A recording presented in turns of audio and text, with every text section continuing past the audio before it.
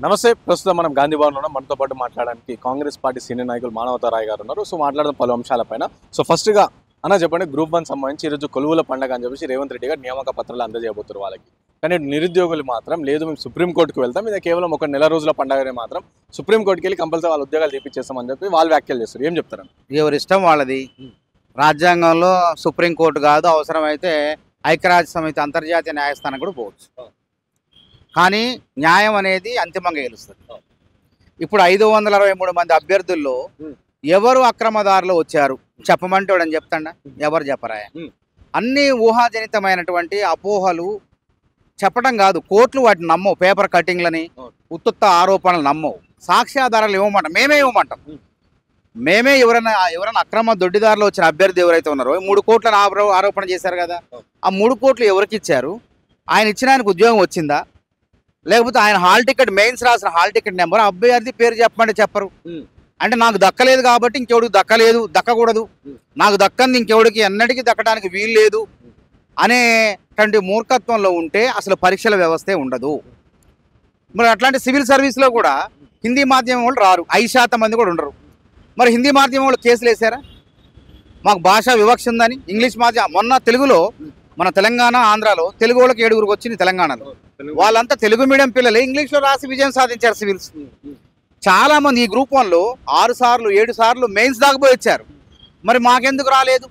Mains మేము exam బాగా రాసినాం, మేము ఇంగ్లీష్లోనే బాగా రాసినాం, వానికి ఎందుకు వచ్చింది అని కోర్టుకు పోతే అర్థం ఉంటుందా? ఆడ యూనియన్ పబ్లిక్ సర్వీస్ కమిషన్ ప్రశ్నించగలరా? ఇవన్నీ ఏంటంటే అర్ధరహితమైనటువంటి సహేతుకమైన ఆరోపణ కాదు. నేను అదే అంటున్నా, కోర్టు ఉమెన్స్ కళాశాలలో 1655 మంది రాశారంటారు. 1650 అంటే పెద్దది, మహిళలు కాబట్టి ఆ యూనివర్సిటీలో ఎక్కువ మంది మహిళలు చదువుకుంటారు కాబట్టి ఆ యూనివర్సిటీ వీసీ గారు వాళ్ళందరూ కూడా మహిళలకు ఇవ్వండి ఇక్కడ అని చెప్పారు, ఇచ్చారు. అదేవిధంగా బేగంపేటలో కూడా ఉమెన్స్ కాలేజీలు ఇచ్చారు. ఇచ్చిన తర్వాత 1655 మందిలో ప్రతిభావంతులు ఉన్నారు.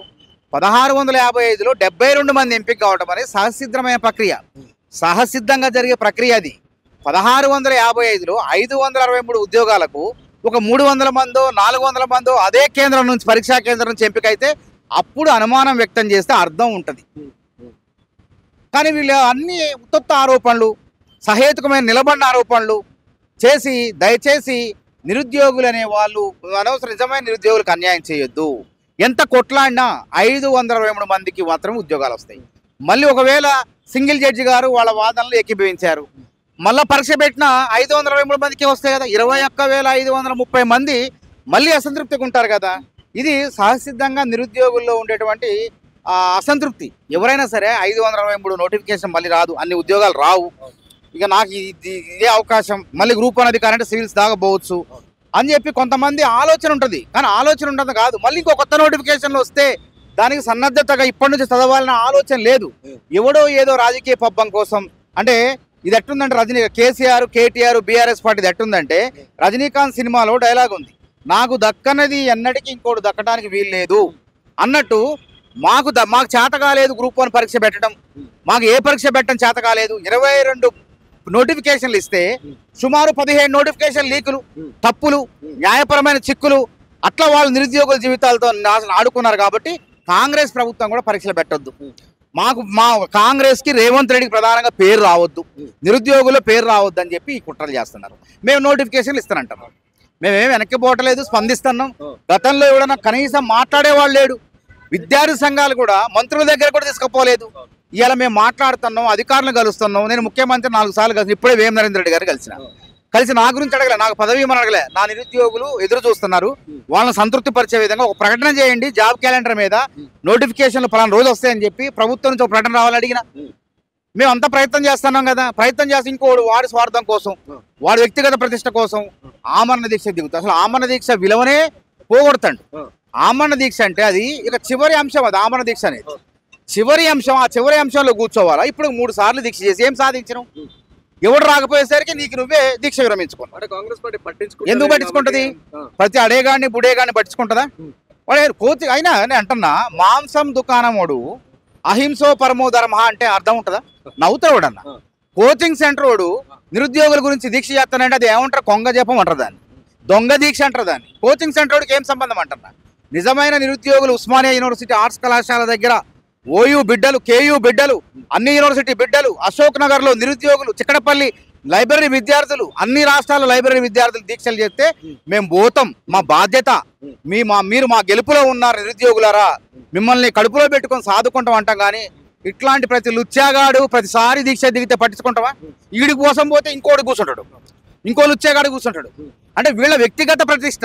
గుర్తుపెట్టుకోండి, సమాజంలో ఏ ఉద్యమాలైనా సహసిద్ధమైనటువంటి ఉద్యమాలే విజయవంతమైంది. కృత్రిమంగా తన వ్యక్తిగత ప్రతిష్ట కోసం చేసే ఉద్యమాలు విజయవంతం కావు. అట్టనే నిన్న ఏమైంది? ఏమైనా విజయవంతమైందా? తుస్సుమన్నాడు, భయపడి ఇంకా ఎక్కువ రోజులు చేసిన విద్యార్థులు రావట్లేదు. ఎవడన్నా విద్యార్థులు రాకపోతే విద్యార్థులు తిడతారండి? మనిషేనా అశోక్? అసలు చీము నెత్తురు లేదు అంటాడు. నువ్వు దొంగ దీక్ష నీ వ్యక్తిగత ప్రతిష్ట కోసం, నువ్వు ఎమ్మెల్సీ కావటం కోసం, నీ రాజకీయంగా పలుకుబడి పెంచుకోవడం కోసం అంటే నువ్వు దీక్ష చేస్తే విద్యార్థులకు ఏం సంబంధం? విద్యార్థులు ఎందుకు వస్తారు? అంటే వాళ్ళు రానందుకు వాళ్ళకి చీము నెత్తురు లేదని వాళ్ళని తిడతావా? ఎవడన్నా స్పందించండి. ఎక్కడన్నా నువ్వు మంత్రుల దగ్గర పంపిస్తేవి, ఆర్ కృష్ణ అని శ్రీధరబాబు దగ్గర పంపిస్తేవి, శ్రీధరబాబు గారు వాళ్ళంతా ఎందుకు వస్తారంటున్నా? రేవంత్ రెడ్డి మాట్లాడితే నువ్వు చదువు రాదంటాడు. ఈయనకు వచ్చింది చదివేంది? ఈయనకి అసలు చదువు వచ్చినోడైతే ఉద్యోగం వచ్చేది. నేనంటున్నా మా చెల్లి అశోక్ భార్యకు ఉద్యోగం వచ్చింది. మరి అది అక్రమంగా వచ్చిందా?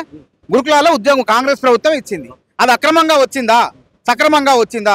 దానికి సమాధానం చెప్పమనండి. మరి అంటే కాంగ్రెస్ ప్రభుత్వం ఉద్యోగాలు ఇస్తుంటే 14 ఏళ్ల కళను నెరవేరుస్తుంటే ఎందుకు కేటీఆర్ తట్టుకోలేకపోతాడు, అశోక్ తట్టుకోలేకపోతాడు? కేటీఆర్ చెప్పినట్టు అశోక్ నాటకం ఆడతాడు. ఇలా ఇజ్జత్ పోయింది. ఎవరిది పోయింది ఇజ్జత్? ఇలా మానం మర్యాద అశోక్ మళ్ళా 3వసారి మంట కలిసిపోయింది. ఒకసారి ఏమో చేస్తే ఏం సాధించి అప్పుడేం సాధించలే, బలమూరు వెంకటను బతిని ఆడితే అప్పుడు పోయిండు. 2వసారి చేసిండు ఆర్ఎస్ ప్రవీణ్ కుమార్, బీఆర్ఎస్ వాళ్ళు పోయారు, మేము ఎవరు పట్టించుకోకపోతే. 3వసారి ఎందుకు కూర్చున్నావు? అసలు నువ్వు పిల్లగాళ్ళంతా హాయిగా దసరా సెలవులు రేపు కాంగ్రెస్ ప్రభుత్వం నోటిఫికేషన్ ఇవ్వబోతుంది అని చెప్పి వచ్చి పండగ చేసుకొని వచ్చి చదువుకుందామని వాళ్ళు అనుకుంటుంటే వాళ్ళందరినీ ముగ్గులో దింపే ప్రయత్నం. నీ మాయ మాటలు ఎవడు నమ్ముతాడు? కాబట్టి ఇంకా నిన్ను ఎవడు నమ్మే పరిస్థితి లేదు. నీ విలువ మొత్తం దిగజార్చుకున్నావు. ఆమరణ దీక్ష అనేటువంటి పదాన్ని విలువనే తగ్గించే ప్రయత్నం చేసినావు నువ్వు. కాబట్టి అశోక్ లాంటి దొంగ దీక్షలు విజయవంతం కావు. నిరుద్యోగులారా ధైర్యపడకండి. కాంగ్రెస్ ప్రభుత్వం కసరత్తు ఏది దేనికోసం? క్యాడర్ స్ట్రెంత్ లేదు. గతంలో అవుట్ సోర్సింగ్ ఉద్యోగులు ఎంతమంది, కాంట్రాక్ట్ వాళ్ళు ఎంతమంది, అసలు వీళ్ళు ప్రభుత్వ క్యాడర్లో లేరు. అట్లా క్యాడర్ తెలుసుకోవడం వల్ల 4-5 ఉద్యోగాలు నిరుద్యోగులకు వస్తాయి, 100 ఉద్యోగాలు వస్తాయి. ఆ క్యాడర్ స్ట్రెంత్ శాంతి కుమారి కమిటీ రిపోర్ట్ ఇవ్వబోతుంది. అదేవిధంగా గ్రూప్ 2, గ్రూప్ 1 అట్లా ఇవాళ సాయంత్రానికి భర్తీ అవుతాయి. ఇవాళ నిరుద్యోగుల చాలా మంది తెలంగాణ బిడ్డలు 13 ఏళ్ళ 14 ఏళ్ల కళను నెరవేర్చినటువంటి ఘనత ముఖ్యమంత్రి రేవంత్ రెడ్డికి దక్కుతుంది. యావత్ తెలంగాణ మొత్తం కూడా తల్లిదండ్రులు అందరు కూడా వాళ్ళంతా మేధావులు. ఎవ్వరు కూడా వాళ్ళ నేపథ్యం చూస్తే వాళ్ళంతా ప్రతిభావంతులు. మరి ఆరోపణ చేసేవాడు ఎవడన్నా? ఆరోపణ చేసేవాడికి ముడ్డి మీద 44 ఏళ్ళు వస్తాయి. వాడికి 60,000 ఉద్యోగాల్లో గ్రూప్ 2 రాదు, కనీసం గ్రూప్ 3 ఉద్యోగాన్ని కూడా ఎంపిక కాడు. వాడు కూర్చొని గ్రూప్ 1లో అన్యాయం జరిగింది అంటాడు. అసలు నీకు అర్హత ఉందా? గ్రూప్ 1లో గురించి మాట్లాడే నైతిక అర్హత లేదు. నువ్వు సాధించి మెయిన్స్ రాసిగో. నేను చిన్నప్పటి నుంచి 10th క్లాస్లో గోల్డ్ మెడలిస్ట్, ఇంటర్లో గోల్డ్ మెడల్, పీజీలో, తర్వాత నాకు 4 ఉద్యోగాలు వచ్చినాయి అని చెప్పి ఆడ కూర్చుంటే మాలాంటి వాళ్ళకు కూడా సానుభూతి వస్తుంది. జరిగిందని అనమా. అరే నువ్వు ఒక ఉద్యోగం రాదా నీకు? నువ్వు ఆడ కూర్చొని 44 ఏళ్ళు పెట్టుకొని, ముడ్డి మీద 44 ఏళ్ళు పెట్టుకొని నేను నిరుద్యోగం అంటారు కొంతమంది. నవ్వుతారు వాళ్ళని చూసి. ఉండటానికి చిన్న బుర్రకోళ్ళకి ఇంత ఉండొచ్చు, కానీ నేను నిరుద్యోగం అంటే ఎట్లా? 44 ఏళ్ళు పెట్టుకుని వాడికి ఆసరా పెన్షన్ వస్తుంది. నిజంగా వాళ్ళకి వచ్చేది ఉద్యోగం కాదు, ఆసరా పెన్షన్ ఇస్తే ఇంకో 10 ఏళ్ళు పోతే. రేవంత్ రెడ్డి గారిని అడిగి వయోపరి మీద తగ్గించండి ఆసరా పెన్షన్, వాళ్ళకి ఇద్దాం. పాపం ఉద్యోగాలు రాలేదు, చదువు రాలేదు, వీళ్ళకి ఉద్యోగాలు రాలేదని. నిరుద్యోగ వృత్తి కూడా ఇస్తాం. ఇప్పుడు ఏది కూడా మహిళలకి 2,500 ఏది ఎగ్గొట్టినాం. ఇప్పుడు మొన్న ఇండియన్ ఓవర్సీస్ స్కాలర్షిప్ని పెట్టిన వాళ్ళు ఓయూలో 5,000 రూపాయలు పీజీ విద్యార్థులకు. అదేవిధంగా దేశంలో ఎక్కడా లేదు సీఎం ఫెలోషిప్, అంటే పరిశోధనా విద్యార్థులకు యూజీసీ యూనివర్సిటీ గ్రాంట్స్ కమిషన్ మాత్రమే నాన్-నెట్ ఫెలోషిప్లు ఇస్తుంది.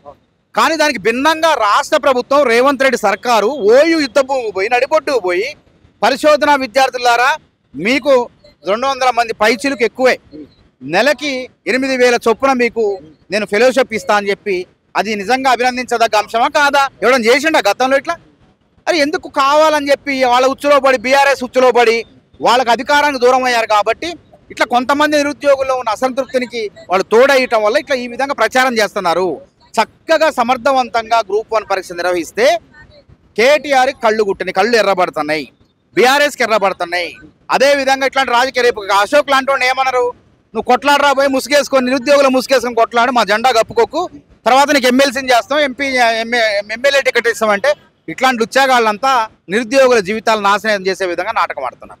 సో ఇంకోవైపు అన్న చెప్పండి, నిన్న కాంగ్రెస్ గవర్నమెంట్ అంటే నిన్న రాష్ట్ర ప్రభుత్వం సో జియో ఇచ్చింది, బీసీలకు సంబంధించి జియో ఇచ్చింది. సో దానిపైన మనం గతంలోనే ఒక రెడ్డి సామాజిక వర్గ కోర్టులో పిటిషన్ వేయడం జరిగింది. సో ఇప్పుడు ఆల్రెడీ జియో వచ్చేసి మళ్ళీ కోర్టులోకి వెళ్ళే పరిస్థితి లేదంటారా? ఒకవేళ వెళ్తే ఎట్లుంటుంది? కోర్టు పోవటం అనేది అది రాజ్యాంగం కల్పించిన హక్కు. మనం దాని గురించి మనం ఏం మాట్లాడం. రాష్ట్ర ప్రభుత్వం చిత్తశుద్ధితో ముందుకు పోతుంది. కాలుకేస్తే ఏలికేసి, ఏలికేసే కాలుకేసి బీజేపీ బీఆర్ఎస్ 42% రిజర్వేషన్లు అమలు కాకుండా కుట్రలు బంతున్నాయి. అయినప్పటికీ భారత పంచాయతీరాజ్ చట్టంలో 285 దాన్ని సవరించి హక్కు ఉంది. రాష్ట్ర ప్రభుత్వం రిజర్వేషన్లు పెంచుకునే హక్కు ఉన్నది. కాబట్టి రేవంత్ రెడ్డి గారి సర్కారు పకడ్బందీగా జీవో తీసి 42% రిజర్వేషన్లు ఇవ్వాలని చెప్పి జీవో నెంబర్ 9 తీయడం జరిగింది. మంచి పనికి రాష్ట్ర వ్యాప్తంగా ఉన్న ప్రజలారా సహకరించండి. ఎవడైనా దుర్మార్గులు ఇట్లాంటి వాళ్ళు అడ్డుకునే వాళ్ళు ఉంటే వాళ్ళ మాత్రం తరిమి కొట్టండి.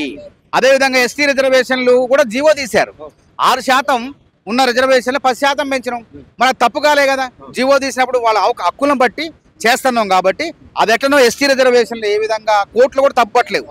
కాబట్టి దీన్ని కూడా కోర్టులు తప్పుపట్టమని చెప్పి ఒకవేళ కోర్టుకు పోయినా కోర్టులు కూడా ఎస్టీ రిజర్వేషన్ల 10% ఎట్లా కొనసాగుతున్నాయో అదేవిధంగా 42% రిజర్వేషన్లు విద్యా ఉద్యోగాల్లో స్థానిక సంస్థల్లో బీసీలకు కొనసాగుతాయి. కోర్టులు కూడా తప్పుపట్టవు అని చెప్పి నాకు అనిపిస్తుంది. థ్యాంక్ యూ అన్న, థ్యాంక్ యూ.